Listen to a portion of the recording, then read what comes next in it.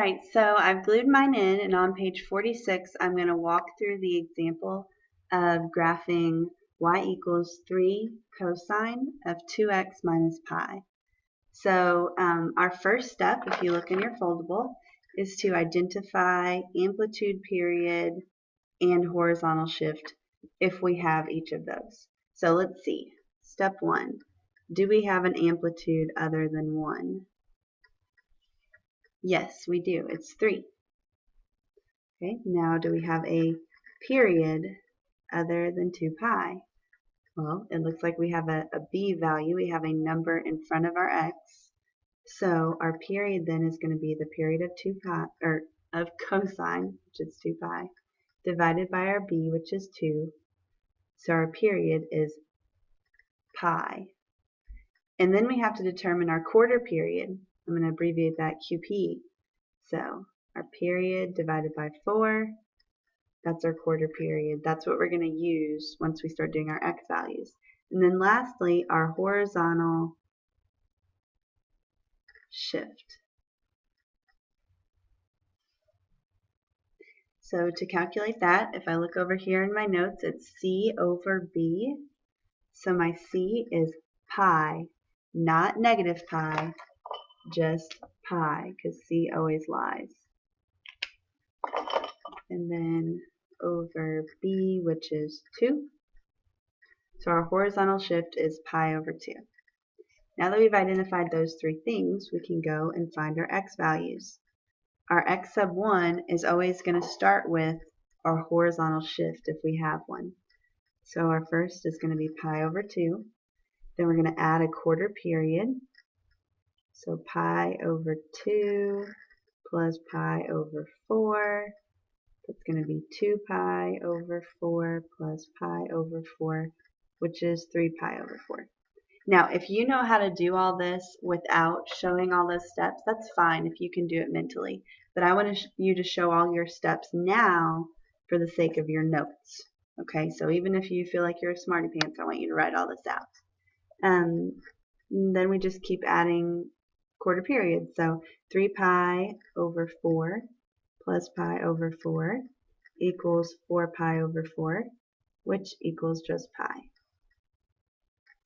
X sub 4 is going to be pi plus pi over 4, which equals 4 pi over 4 plus pi over 4, which equals 5 pi over 4. All I'm doing here is getting common denominators. So that's why I keep saying, oh, pi plus 4 is 4 pi over 4 plus pi over 4.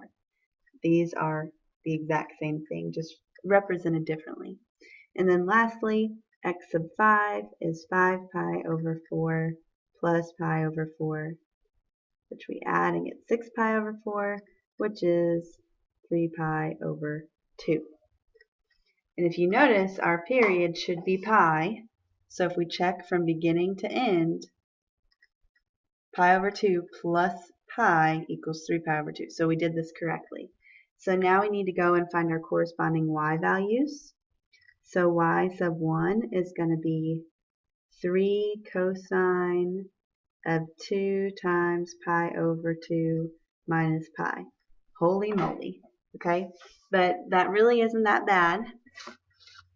What we need to do here is just simplify the inside the parentheses. 2 times pi over 2 is just pi. Pi minus pi is 0. Cosine of 0, I'll write that down, times 3. Well, cosine of 0 is 1, so it equals 3. And then you just keep going through that. Y sub 2, 3, times cosine of 2 times 3 pi over 4 minus pi equals, those cancel, so we've got 3 pi over 2 minus pi. That's 3 cosine of pi over 2, which equals 3 times 0, which is 0. And you'll start to see a pattern here. Hopefully you guys catch on to it. But I'll go through all the work for you here. But you should notice a pattern. 3 cosine of 2 times pi minus pi equals 3 cosine of just pi, and we know cosine of pi is -1, so we have 3 times -1, which equals -3. See that oscillation occurring? So y sub 4, if you work it all out, is going to be 0 again, and then y sub 5 is going to be right back where we started with the 3. So go ahead and fill in that work, but I'm not going to do it in the video. And then lastly, you plot your points. So I'm going to create my graph, and my starting point is pi over 2, and then I just go ahead and create my next 4 points on here.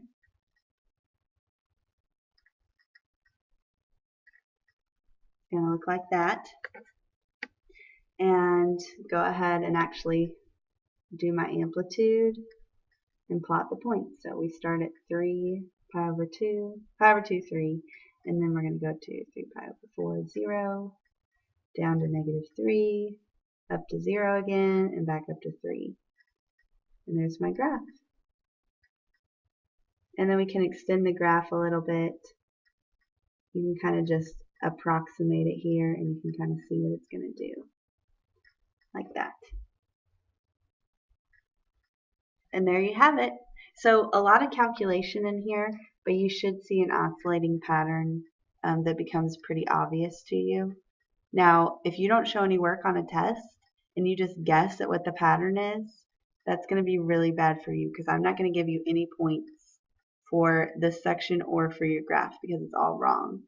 So if you mess up in your work and get one little error, I'll be fine with it. But if you guess at the oscillation and you don't have it correct, it's going to be bad for you. So I would highly suggest doing most of the work until you're certain of the pattern and it looks like it's oscillating. So now I want you guys to go ahead and do an example problem. Let's go ahead and do this in your warm-up. Okay, there's not room in your ISN. Do y equals 1/2 cosine of x minus pi over 2. So go ahead and give that one a try. Identify the amplitude, period, and horizontal shift, and we'll go over it tomorrow. Good luck.